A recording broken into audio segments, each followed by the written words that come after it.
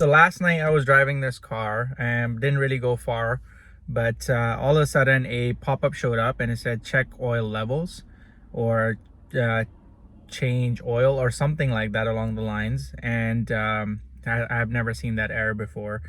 So I parked the car, did a little bit of my research, and it basically said is when the oil level is low on a Mercedes, specifically this car, it will show this error, and then you gotta have the car at standstill, wait for it to cool down a little bit, and then you can check the oil levels on the meter to see how much oil is needed. So I did that yesterday. It was a little bit tricky, but I figured it out, and it said it needs 2 liters of oil. So I haven't started the car since then, so we're gonna start it up and then see if I can regenerate the error again and show you guys what it looks like. So it says engine oil level, not when engine is on. So I'm gonna turn the engine off. There you go. So it's measuring now, and it says per service on time. So it either does that or you gotta wait a little and then it will show you how much oil you need. So you saw that error. Basically what it's saying is the oil is low. Yesterday I was able to see that it needs 2 liters of oil. So I was gonna top it up, but you know what? I'm just gonna replace the oil completely and change the filter.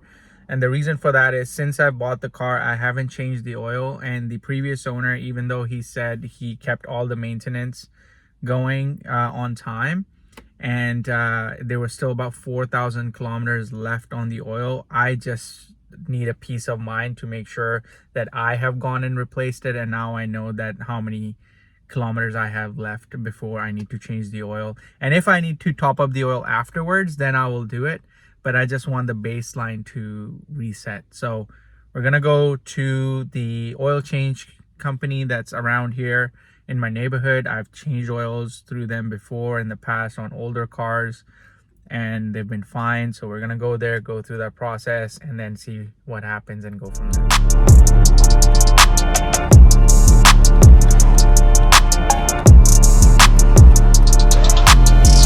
Hey, rolling up to Mobile One Express, and this is who I usually come to when I bring my older cars.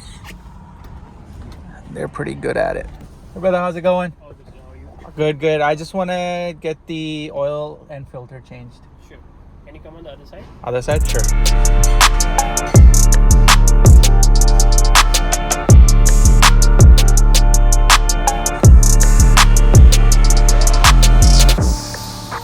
So it's not that much bad. not too bad. Yeah, because the guy was telling me, he said it's still has 4,000 kilometers to go. But Yeah, for my I peace think so, of mind, sir. I just want to I change think it. so, same here. You think so? Okay, perfect. All right, let's just change it. Okay.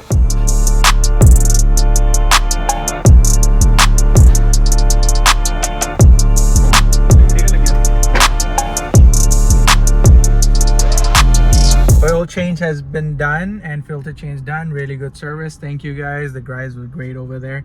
There are a few things that we have discovered, so I'm gonna discuss that with you when I get home and park the car. Okay, I'm home. So there are a couple of things that we have identified that we need to work on, so I'll give you a walkthrough of what those are. But before we do that, I discussed the cost in a previous video of how much an oil and filter change is. I estimated closer to 200 bucks. It's actually turned out to be slightly cheaper, which is good. So let's go through that real quick, and then we'll talk about what are the next things that we need to do to make sure that mechanically this car is fully sound and we don't have to worry about it. And I just found this one thing that is kind of pain in the ass that I'll have to deal with it now, and it's kind of unnecessary, but it has to be done. I'll show you in a second. So this is the bill. The oil itself was $124, so it uses a bit more premium oil, so we use that.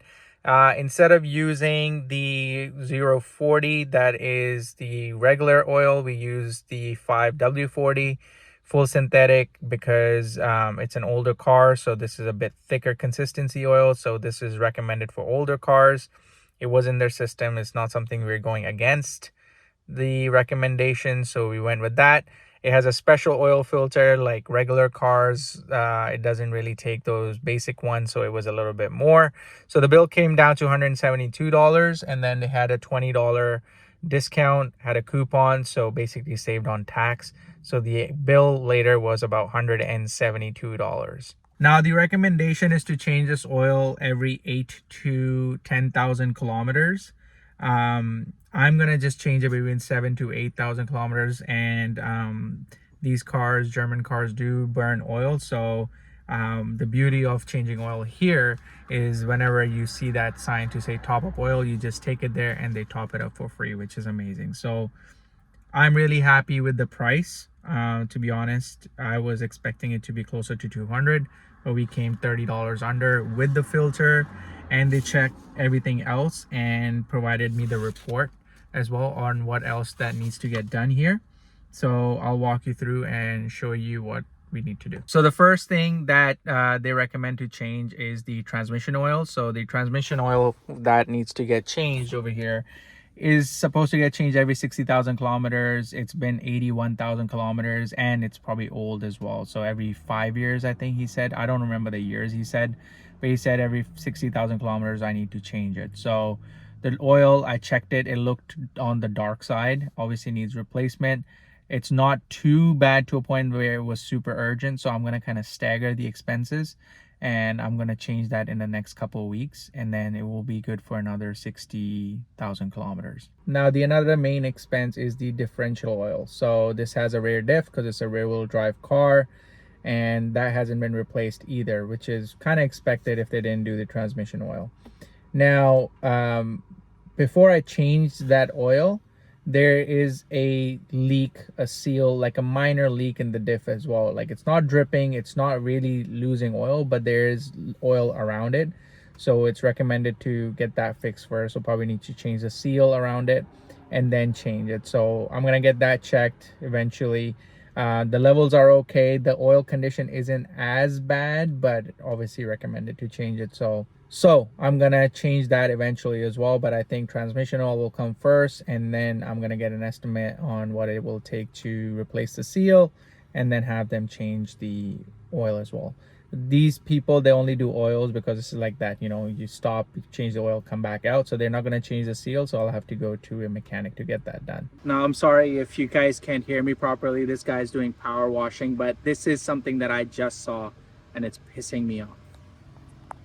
Look at that. Let's talk about inside. So yeah, as you can see, the car has a screw on the edge of the wheel or the tire. And the problem is if I take it out, it's going to start leaking. I don't know how deep it is. And usually they cannot fix that with a puncher repair kit because it's on the edge. That's where a lot of pressure is, and it will keep leaking. Now the tires aren't too bad. They'll probably need replacement in the next 6 months, but not right away. They check the tread, it's good to go. I don't drive this car that much anyway. So now I'm thinking, do I leave that in and see if it's leaking and just top it up? Do I take it out and take the risk of replacing and getting the puncher done? So I don't know. I'm gonna look into that and maybe cover that in the next video. But today was, you know, just that scare that I got yesterday about the oil change. So I just, or oil top up. So I just wanted to make sure that the oil gets changed and it's fresh oil. That peace of mind is there. I don't really have to worry about that. And yeah, that's the cost, that's the breakdown. I want to share all these details with you to see what it takes to maintain a 24-year-old German Mercedes-Benz E-Class. So hopefully you found this video useful. If you did, please subscribe to the channel, like the video, comment down below if you have any other questions, and I will see you in the next one. Peace.